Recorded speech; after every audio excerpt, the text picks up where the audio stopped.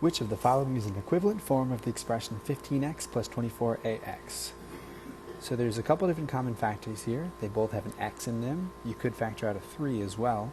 If I'm looking at the answer choices, D, if you were to distribute this x, would be the same thing as this. Before we factor this quadratic, we can pull out a 4. If we do so, then we have x squared minus 2x minus 3. And that one's a lot easier to factor. We're looking for two numbers that multiply to make negative 3. That's going to be negative 3 and positive 1. That way when you add them together, you get negative 2x. So we'll do x minus 3 times x plus 1 is equal to 0, and the 4 is still over here. So the solutions are the numbers that make this equal to 0. So if we plug in a 3 here or a negative 1 here, those are answers. So the first thing I do is I square both sides. That cancels out the square root. And when I take x minus 2 times itself, this is what I get. Then I can subtract x and 10 from the right side. So I have x squared minus 5x minus 6 is equal to 0. Because that's how we set things up for factoring. We solve this quadratic for 0. I'm looking for two numbers that multiply to give me negative 6, and they add to give me negative 5. So negative 6 and a positive 1. So my two solutions are a positive 6 and a negative 1. Now since they're both here, I'm guessing if we plug these both into the top, one of them won't work. Probably the negative 1. If I plug in a negative 1 here, I get a negative value, which, since there's a square root, this side will never be negative, so we're going to go with the other answer, 6. So if we solve this right equation for y, we can now say what y is equal to. These two equations are equal to each other. Then we can solve for 0 to set it up for factoring. And we're looking for two numbers that multiply to give us negative 8 and add to give us 2. So 4 and 2. The 4 is going to be positive.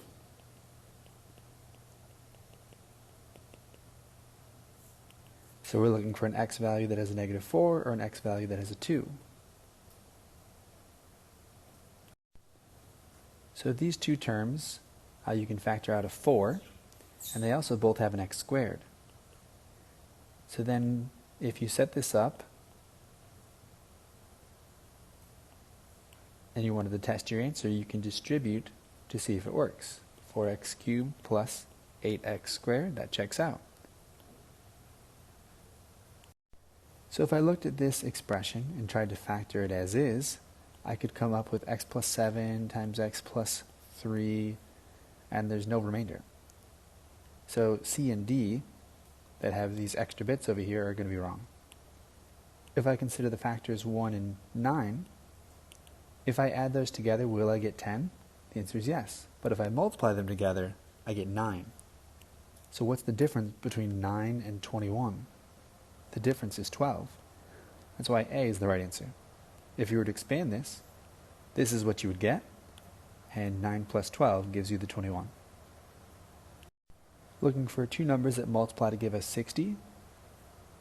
15 and 4, 20 and 3. 20 and 3 work because they have a difference of 17. So the 20 is going to have to be negative, and the 3 is going to be positive. That way when you multiply, you get a negative value, and when you add, you also get a negative value. Be careful just not to start plugging in numbers that make it 0, because it's equal to 8 instead. So let's distribute the x and move the 8 over, and now we can factor two numbers that multiply to give us 8 and add to give us 2. That's going to be 4 and 2. The 4 has to be positive, the 2 has to be negative. That way when I multiply, I get negative 8, and when I add, I get positive 2.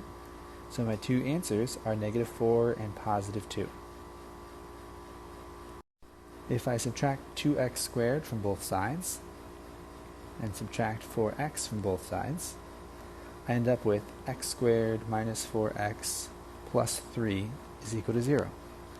So if I'm looking for two numbers that multiply to give me 3 and add to give me 4, that's going to be negative 3 and negative 1. So two possible solutions are 3 and 1.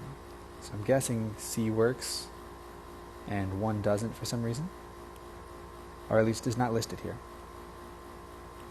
So So how do you factor when your a value is bigger than 1?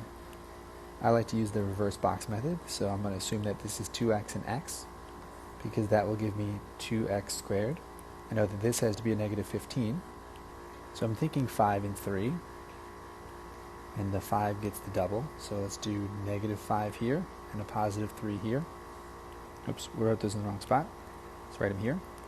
This way I get negative 10x, and this way I get positive 3x, so my signs are backwards. This should be negative, this should be positive, but everything else checks out, because then when I combine like terms, this is what I get. So if x plus 5 is equal to 0, the solution there is negative 5. If 2x minus 3 is equal to 0, the solution is 3 halves. Now, they want to know what is r minus s. And they said that r is the bigger one. So r is equal to 3 halves, and s is equal to negative 5. 3 halves minus 5. Or 3 halves minus negative 5. And let's convert that to 10 halves. So really we're adding, and we get 13 halves. The first thing I do is subtract 4 from both sides, because I need to get the radical by itself. So that way I can square both sides. And here I have x minus 1 squared, which expands. And on the left, the radical just goes away. And once I move everything to the right, so I have 0 equals something, I can factor it. What are two numbers that multiply to give me negative 5 and add to give me negative 4? Negative 5 and 1. So I have two possible solutions.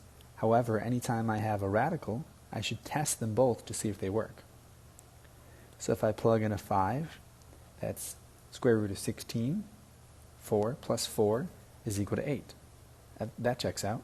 If I plug in a negative 1, that's going to be the square root of 4, which is 2 plus 4 is equal to 2. Well, that doesn't work. So though I got two answers here, only one of them actually works with the original equation. Make sure you check.